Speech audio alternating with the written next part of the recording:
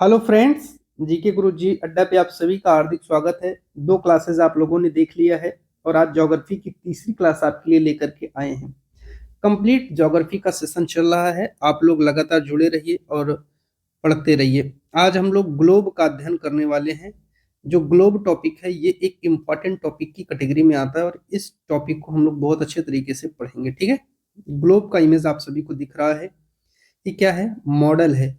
एक मॉडल है और ये मॉडल किसका है? ये मॉडल कहा जाता है भैया अर्थ का। जो हमारी अर्थ है उसी का ये एक मॉडल है, हमारा ग्लोब। ठीक है, काल्पनिक रेखा जो ग्लोब को दो बराबर भागों में बांटती है इसे विषुवत वृत्त कहा जाता है। तो समझ लो ये है आपका ग्लोब। ठीक है प्यारे, और इसको दो बराबर भागों में जो बांट रही है यही है आपकी काल्पनिक रेखा।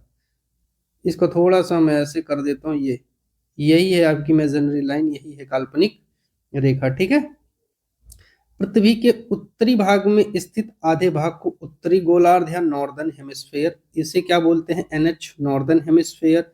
और दक्षिण वाले आधे भाग को साउदर्न हेमिस्फेयर, इसे साउदर्न हेमिस्फेयर एसएच बोलते हैं। ठीक है, विषुवत रेखा इक्वेटर से ध्रुवों तक स्थित सभी समानांतर वृत्तों को अक्षांश रेखाएं या लेटिट्यूड्स कहा जाता है। जितनी ऐसी रेखाएं खींची जाती हैं इन सभी रेखाओं को ही हम क्या बोलते हैं?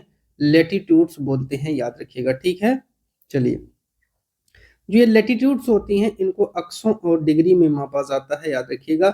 मैं आप सभी को समझाने का प्रयास करूंगा यहाँ बहुत अच्छे तरीके से, बस आप लोग थोड़ा सा साथ बनाए रखिएगा। बीच वाली रेखा को हम क्या कहेंगे? एक मिनट, चलिए फिर से ड्रॉ करते हैं। ये बीच वाली रेखा है, ये आपकी, यही है आपकी 0 डिग्री की विषुवत रेखा है। ठीक है, मैं अलग अलग ड्रॉ करता हूँ। फिर आपकी एक रेखा ये आती है और फिर एक रेखा आपकी ये आएगी, फिर आपकी एक रेखा ये आएगी और फिर एक रेखा आपकी ये आएगी। अलग अलग समझाने का प्रयास करता हूँ। कह रहा है कि जो 0 डिग्री है यही है आपकी विषुवत रेखा। क्या है? इसी को बोलते हैं विषुवत रेखा।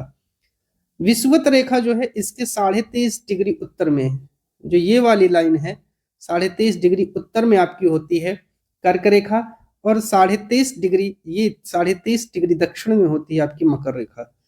विषुवत वृत्त के 66.5 डिग्री उत्तर में उत्तर ध्रुव वृत्त, ये वाली जो है लाल वाली ये उत्तर ध्रुव वृत्त है, और जो येलो वाली है ये क्या है? आपकी विषुवत रेखा के 66.5 डिग्री दक्षिण में दक्षिण ध्रुव वृत्त रेखा होती है, याद रखिएगा। ठीक है, चलिए अब हमें जो पढ़ना है बाबू वो पढ़ना है पृथ्वी के ताप कटिबंध, हीट जोन्स ऑफ अर्थ।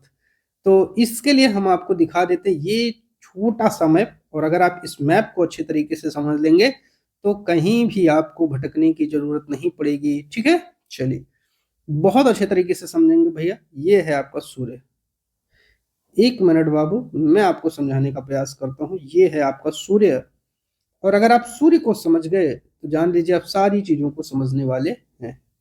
ये आपकी सूर्य है और यहाँ से आपका ये जो प्रकाश है वो निकलता है। ऐसे सूर्य की किरणें क्या होती हैं? ये हैं आपके सूर्यदेव, और ये अपनी किरणें जो है वो ले आते हैं। तो कुछ किरणें ऐसी पड़ेंगी, ऐसी पड़ेंगी, ऐसी पड़ेंगी, ऐसी पड़ेंगी और ऐसी पड़ेंगी। फिर यहाँ किरणें ऐसी और ऐसी और ऐसी और फिर ऐसी, फिर ऐसी, फिर ऐसी और फिर ऐसी। मैं पूरा आपको कॉन्सेप्ट यहीं पर क्लियर कर देता हूँ। ठीक है, जो मैं रंगता हुआ जैसे चलूंगा जानिएगा। ये जो मैं रेड कलर का रंग रहा हूँ, ये क्या है? ये है आपकी कर्क रेखा, ये है आपकी मकर रेखा, और ये है आपकी विषुवत रेखा। क्या है? विषुवत रेखा। ये जो लाल वाला क्षेत्र है आपका, यहाँ सूर्य की किरणें सीधी पड़ती हैं। कैसी पड़ती हैं? सीधी। इसलिए यहाँ का मौसम सदैव क्या रहता है बाबू? गर्म। अब मैं दूसरे कलर से जो रंगूंगा, ये जो आर्कटिक वाला क्षेत्र है, यहाँ सूर्य की किरणें और यहाँ पर सूर्य की किरणें यहाँ कैसी रहती हैं? तिरछी। क्षेत्र कौन सा है? कर्क रेखा और आर्कटिक सर्किल के बीच, और यहाँ भी सूर्य की किरणें तिरछी रहती हैं। इसलिए यहाँ मौसम कैसा रहेगा? यहाँ ठंड रहेगी और प्लस गर्म रहेगी। यहाँ सिर्फ गर्म रहता है, याद रखिएगा, ठंड और गर्म रहेगा। और जो लास्ट वाला हिस्सा है ये आपका फ्रिगिड जोन है बाबू। यहाँ सदैव क्या रहती है? यहाँ सदैव आपको बर्फ मिलेगी, 12 मंथ। 12 मंथ आपको क्या मिलेगी यहाँ पर, सदैव बर्फ जमी हुई मिलेगी, क्योंकि सूर्य की किरणें यहाँ नाम मात्र की पड़ पाती हैं। तो पूरा का पूरा कॉन्सेप्ट मैंने आपको समझा दिया।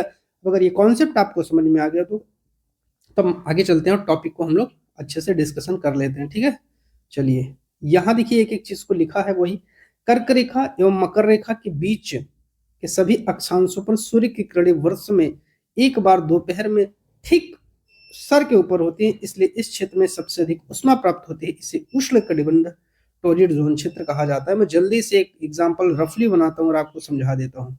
ये क्षेत्र, ये क्षेत्र और ये क्षेत्र, ये वाला क्षेत्र जो मैंने आपको सबसे पहले बनाया था, बस ऐसे याद रख लेना। ये है सूर्य देवता और ये है इनकी किरणें यहाँ पर कैसी पड़ रही हैं, सीधी पड़ रही हैं।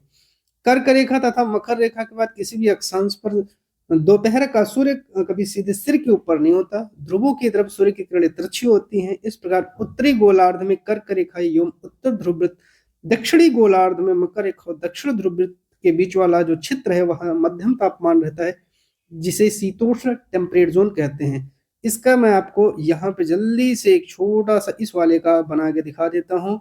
ये है आपका मैप, ये है प्यारे आपका ये वाला हिस्सा, एक मिनट सॉरी, ये वाला हिस्सा आपका, ये वाला और ये वाला, ये वाला और ये वाला हिस्सा जो मैं रंग रहा हूँ, ये वाला हिस्सा जो मैं रंग रहा हूँ वो आपका इसके अंतर्गत आता है। ठीक है, चलिए आगे थोड़ा सा बढ़ते हैं और लास्ट पॉइंट है उत्तरी गोलार्ध में उत्तर ध्रुववृत्त और दक्षिणी गोलार्ध में दक्षिण ध्रुववृत्त, इनके बीच का ठंड बहुत मतलब क्षेत्र जो है बहुत ठंडा रहेगा, क्योंकि यहाँ सूर्य की किरणें एकदम आ ही नहीं पाती, नाम मात्र की पहुंचते, इसलिए इसे शीत कटिबंध कहते हैं। बिल्कुल आप लोग मैप में एकदम समझ गए होंगे प्यारे, लेकिन मैं फिर भी आपको एक अलग रंग से समझा देता हूँ। ये वाला क्षेत्र और ये वाला क्षेत्र जो मैं रंग रहा हूँ, ये वाला क्षेत्र आपको एकदम सब कुछ याद आ गया होगा। और ये है आपके सूर्य देवता, और जब सूर्य देवता की किरणें हैं वो ऐसे ऐसे ही पहुंचती, भैया यहाँ बहुत कम पहुंच पाती, इसलिए यहाँ सदैव क्या जमी रहती है, बर्फ जमी रहती है।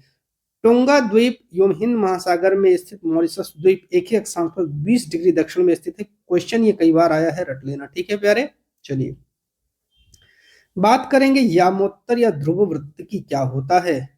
ठीक है, चलिए थोड़ा सा हम आपको इसको एक्सप्लेन करने का प्रयास करते हैं। यामोत्तर या ध्रुव वृत्त मेरिडियन किसको बोलते हैं, ये है प्राइम मेरिडियन जो बीच से है, ये पूरे अर्थ को दो बराबर भागों में बांट देती है, याद रखिएगा। ठीक है, तो ये आपकी जो है यही क्या है, इसी को यामोत्तर या ध्रुव वृत्त या मेरिडियन भी बोलते हैं, और ये जो बीच में है यही आपकी प्राइम मेरिडियन कहलाती है। तो पृथ्वी के उत्तरी एवं दक्षिणी ध्रुव के मिलने वाली उत्तर दक्षिण दिशा में खींची जाने वाली काल्पनिक रेखाओं को यामोत्तर या ध्रुववृत्त कहते हैं। ऊपर होता है नॉर्थ, नीचे होता है साउथ। ठीक है, लंदन के निकट स्थित ग्रीनविच से जाने वाले यामोत्तर को प्रधान यामोत्तर प्राइम मेरिडियन कहा गया है। इसका मान 0 डिग्री होता है, इसे लॉन्गिट्यूड बोलते हैं। यहाँ से हम 180 डिग्री पूर्व और 180 डिग्री पश्चिम की गणना करते हैं।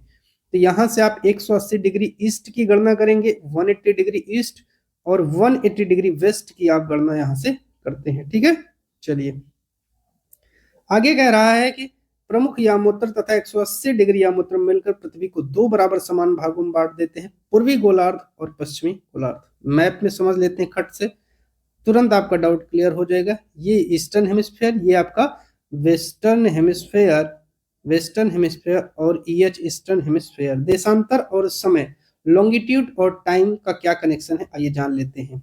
चलिए, समय को मापने का सबसे अच्छा साधन पृथ्वी, चंद्रमा एवं ग्रहों की गति है। स्थानीय समय का अनुमान सूर्य के द्वारा बनाई जाने वाली परछाई से लगाया जा सकता है। पृथ्वी पश्चिम से पूर्व की ओर चक्कर लगाती है। वे स्थान जो ग्रीनविच के पूर्व में है उनका समय ग्रीनविच से आगे, जो पश्चिम में है उनका समय पीछे होगा। तुरंत मैप बनाएंगे खट से, ये हमारी अर्थ है और हम क्या करेंगे, ग्रीनविच की बात कर रहा भैया, तो ग्रीनविच बस ऐसे ही हो जाएगी। ये पूर्व का हिस्सा है, ये पश्चिम का। यहाँ का समय हमेशा क्या रहेगा, आगे रहेगा, और यहाँ का समय हमेशा कहाँ रहता है बाबू, पीछे रहता है। ठीक है, आगे बात करते हैं। पृथ्वी लगभग 24 घंटे में अपने अक्ष पर 360 डिग्री घूमती है, अर्थात वह 1 घंटे में 15 डिग्री व 4 मिनट में 1 डिग्री घूम जाती है। इस प्रकार ग्रीनविच में दोपहर में 12 बजते हैं।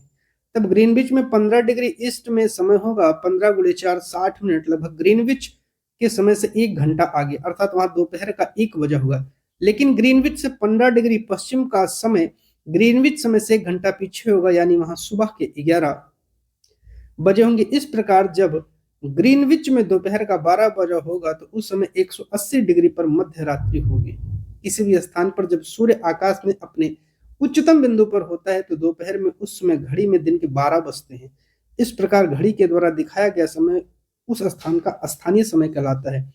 भारत ग्रीनविच के पूर्व 82.5 डिग्री है और यहाँ का समय ग्रीनविच से 5.5 घंटा आगे है। इसलिए जब लंदन में 2 बजे होंगे तो भारत में 7:30 बजे होंगे, याद रखिएगा। ठीक है, आगे बात करते हैं पृथ्वी की गतियां, मोशन ऑफ द अर्थ।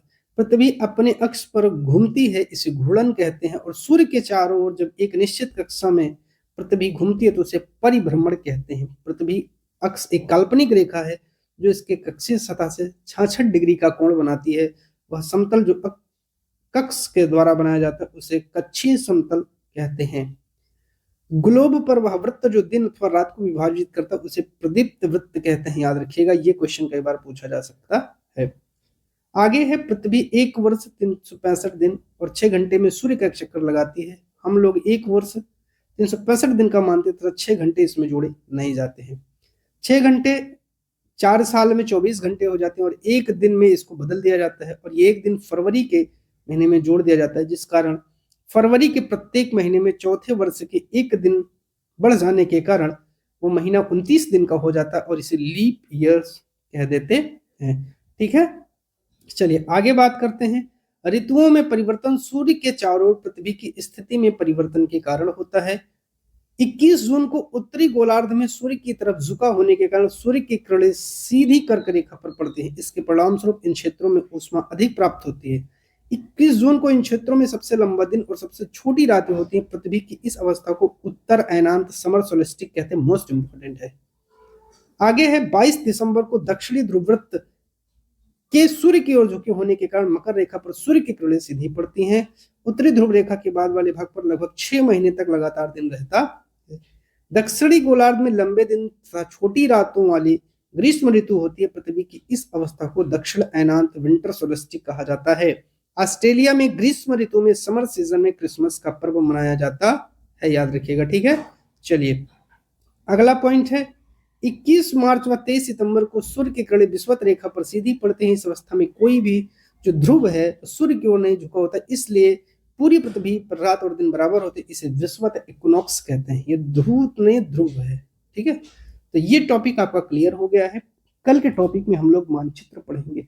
इस टॉपिक से अगर कोई भी डाउट हो, अगर आपको कोई प्रश्न पूछना हो तो कमेंट करके पूछ सकते हैं। बहुत बहुत धन्यवाद।